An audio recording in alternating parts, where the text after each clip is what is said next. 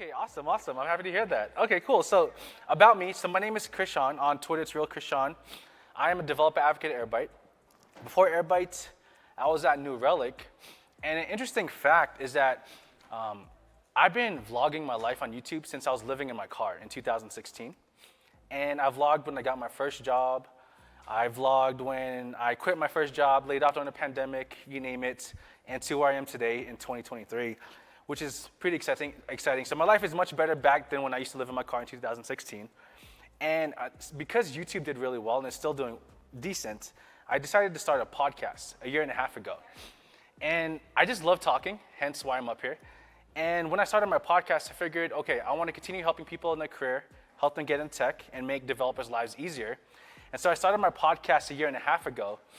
And last year on the technical charts, I actually hit number 15 on the charts. And it's a solo podcast. It's just me talking, right? And my last episode, which was released 2 weeks ago, it hit 50,000 downloads, which is supposed to be pretty decent for a podcast, right? For a small podcast. So I'm loving that. I love doing this. I love speaking. I love helping people, and that's why I'm here. And so then what is my mission with this talk? Why am I here? My goal is to make your lives easier as developers, engineers, managers, you name it, whatever your role is in your company. Secondly, this is very important, I am going to sell you absolutely nothing, okay? Everything I'm going to show you is free. If you ask me what our cloud product costs, I have no idea. I purposely make sure I don't even look at the pricing on anything on the cloud in my product. I just want to show you how I can help you and provide you value. So next, what I want to ask is, what is the definition of insanity? Does anyone know? I'm sure everyone. Yes, doing the same thing over and over again, but what? Expecting a different result. Has anyone ever heard this? We've seen it in movies, TV shows. I've thought it because I think I'm insane. I try to do the same thing over and over again, expect different results. And so this is a quote that has been shared for a very long time. Does anyone know who actually said this quote? Not, darn, you just messed my whole talk up. So if you were to Google this on ChatGPT, Bard, new ChatGPT, everyone would say it's Einstein, but it's not. Einstein didn't say this. I asked ChatGPT. Even ChatGPT doesn't know who said this. And so I tried to see what Einstein actually said.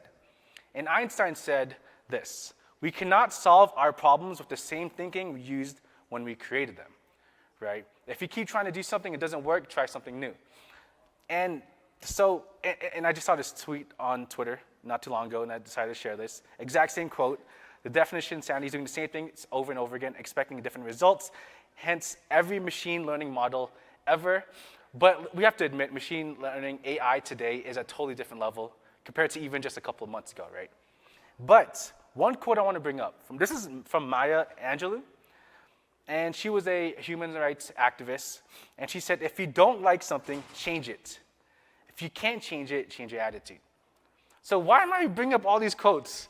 Because I'm going to introduce something to you that you probably have never heard. How do I know that? Most of the time, you've never heard of this thing, because all the talks I've given were at Big Data London, Snowflake conferences, Databricks, Paris, Big Data AI, Big Data conferences. I'm at an open source, or I'm at a database conference like Percona, right? And this is the first talk I'm giving at a database conference like this. Why? Because our target audience has always been data engineers, data analysts, data scientists. But one thing I tried to convince the CEO and the COO at the company is there are regular software engineers, web developers, even front-end developers too, that need to use our tool and don't even know it, and it can help their lives become much more easier. And so then, the next question I want to ask, and you don't need to answer this, please don't.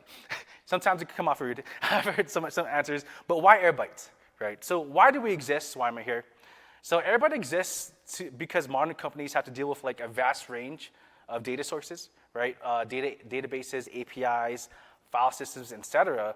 But as companies grow, so do their data needs, right? Some companies start off with only using a handful of sources, and it grows, right? So what is Airbyte? Airbyte is an open source data integration platform, right? And what we do is that we centralize and standardize the process of replicating data from different sources to data warehouses or data lakes, right? And I'm going to show you exactly how we can do that too. Now, why I think Airbyte's so important, hence why I left my larger company to join here. There are two problems, okay? There's not one, but there's two problems. Problem number one is how to get the data into the data warehouse or the database, right? I've heard some people use, someone here said they use Fivetran, or multiple people here said they use Fivetran. So services outside of Airbyte tend to be closed source or cloud-based. And then before moving data into a warehouse, you must first move your internal data to somewhere like Fivetran, right? But some companies just don't want to get the data elsewhere before putting it into their own infrastructure.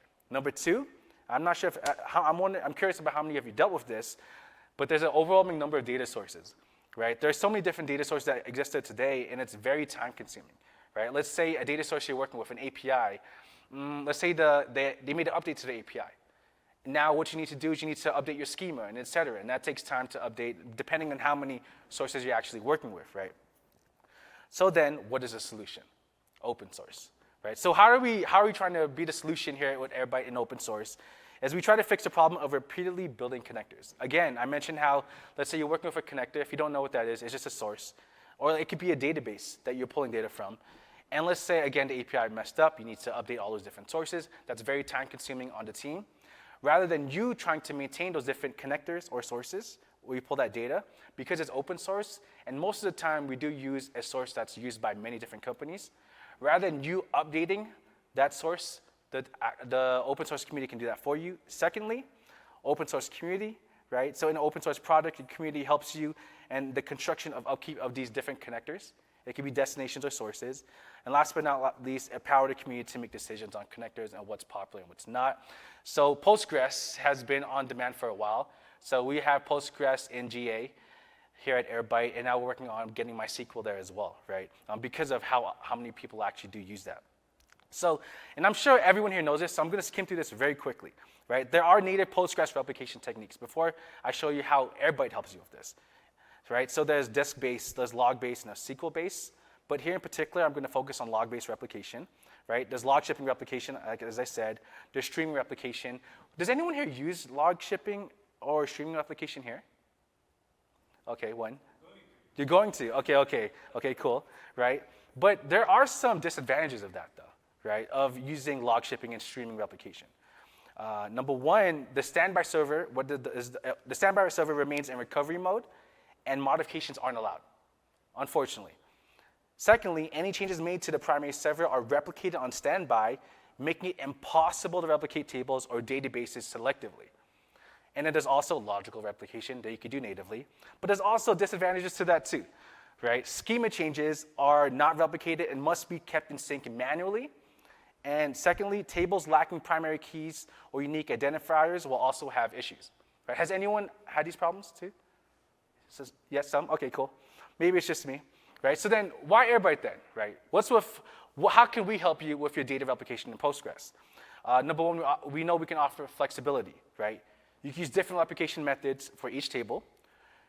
We support full incremental and logical replication, also known as change data capture, CDC. And we address varying replication needs for different tables. And last but not least, we accommodate tables without primary keys using full incremental replication. So what I want to show you right now is a very quick demo, and I'm going to build this. I'll build two Postgres databases in front of you very quickly and show you how we can replicate the data, but also then show you how Airbyte can help you even much more than that, right? So I'm going to show you a quick demo on how we replicate data using Airbyte. And again, this is all open source software. I'm hosting all of this on my machine. This is all going to be done on-prem. So where is my, here you go. All right, so I'm going to create can everyone see that though? Is that large enough? I try to make it as large as possible. So I'm going to go ahead and create a Postgres database within Docker. Okay, so let me use my shortcuts. So we're going to create two different databases, one on port 2000 and one on port 3000. Boom. Okay, and then I'm going to create, let me see, what's my shortcut for that, so I don't have to type it all in front of you. So I'm going to create a table for you as well. Boom. Okay, so we're going to create two tables for two different Postgres databases. One Postgres database will have all of the users, and the other one will also have the cities. Okay, so I'm creating that. Boom. So now we have two Postgres databases that exist. So then how do we replicate data using Airbyte? Okay, again, we have two sets of tables right here, right? And we want to replicate this data to the second Postgres database I created. All right. And so how do we do that? So the way that you run Airbyte on your local machine, you clone our GitHub repo, you run Docker, you could run on Kubernetes as well, run Docker Compose up, you're good to go. And so all you have to do within our UI is, here you go, we're going to search for Postgres, right? So here's our Postgres database you want to create. And all you need to do is input your credentials, right? So for example, Postgres name, our host, this is going to be hosted locally. Local host, port, what was the port? 2000, it should be 2000 and 3000. Okay, cool. So this port 2000. DB name will be Postgres, user, Postgres, and then my password is not password, don't tell anyone. So okay, so now I input the credentials to my first Postgres database. As soon as I click set up source, it's going to test the connection to make sure it works. Good. Oh, thank God it works. Okay, again, my password is not password, so change your password, I will eventually. Now, I input the credentials to the first Postgres database, it works. Now we want to replicate that data to another Postgres database. So in the destination type, in the bottom, I'm going to simply type Postgres. All right. And we'll be done in like pretty much 2 minutes here. And exact same thing. Now I need to input the credentials to my second Postgres database. So host will be localhost. Port will be 3000 for the second Postgres database. Let's input this, Postgres, and there you go. So again, exact same thing here. All I need to do is click Set Up Destination at the bottom. It will test the connection to the second Postgres database. Boom. All right. Now the connections work. We have access to the first Postgres database, second Postgres database. Now we want to be able to replicate that data. And so as you're seeing right now, I've done zero coding, nothing, all in the UI. Now you have the ability to do replication frequency, right? So you have a choice where if you want it to automatically replicate data every hour, 2 hours, you name it. I'm going to put manual for this example. For destination namespace, I'm going to click mirror source structure. And then destination prefix, so you know I did not input this beforehand, right, that this is all happening live. Is there any prefix anyone wants me to put? Any word? Any word works. This should prove to you that this is actually working. Any word you want me to use? PG. You say PG? Okay, PG underscore, all right. Boom, all right. So now we're going to look at our streams, okay. So I'm going to select both of this. You can't see the check marks right now. I can't see it either.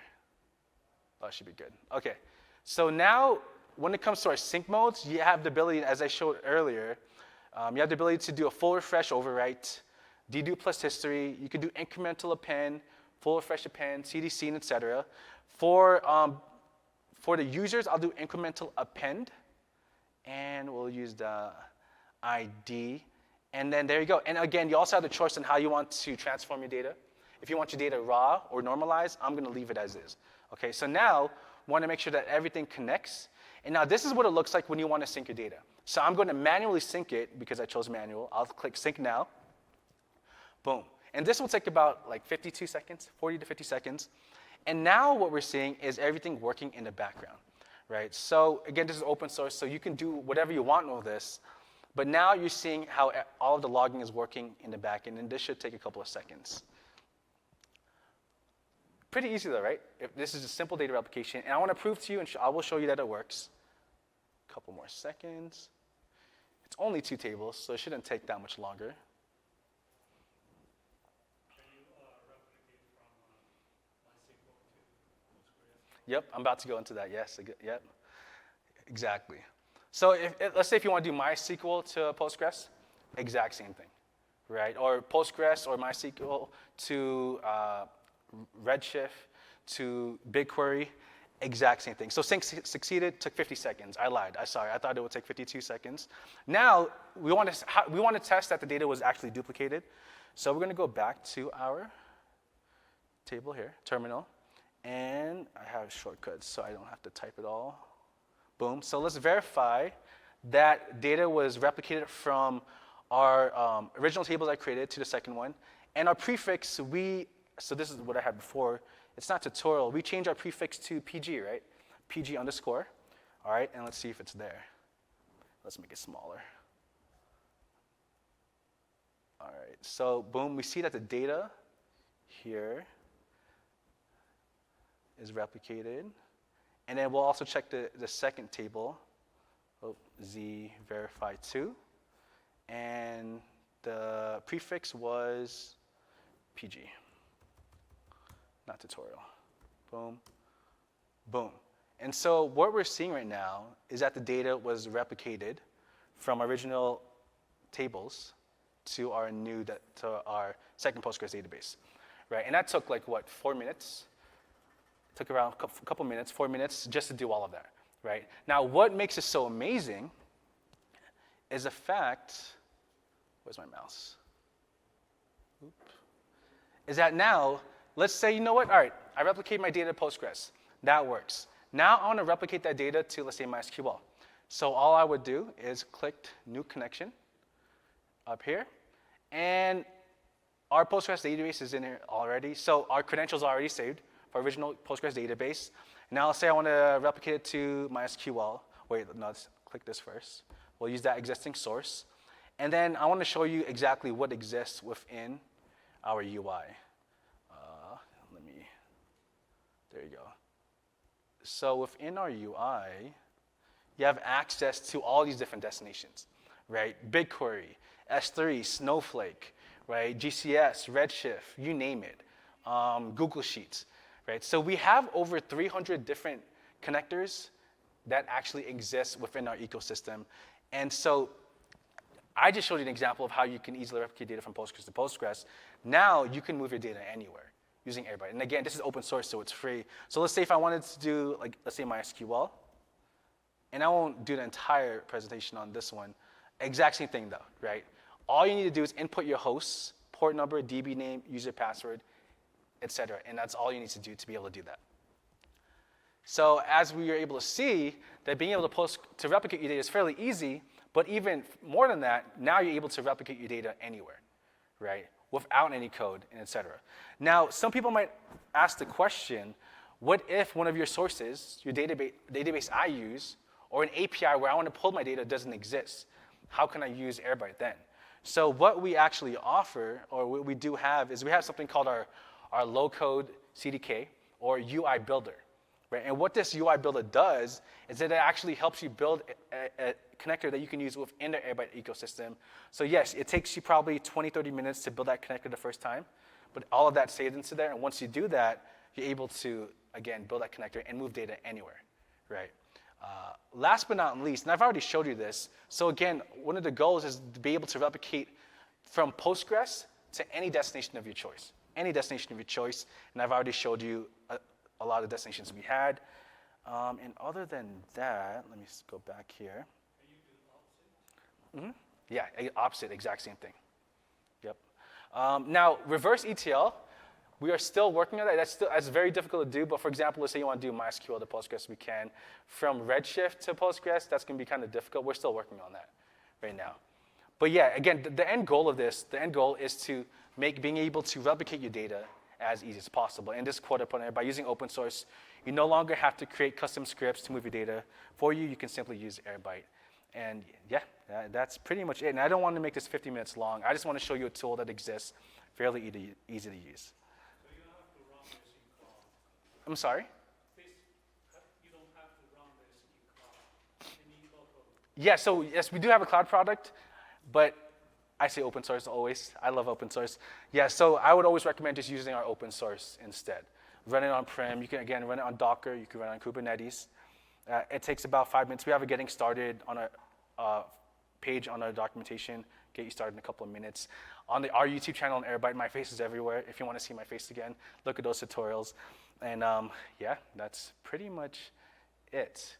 And how do you handle the live? Live replication. So change data capture.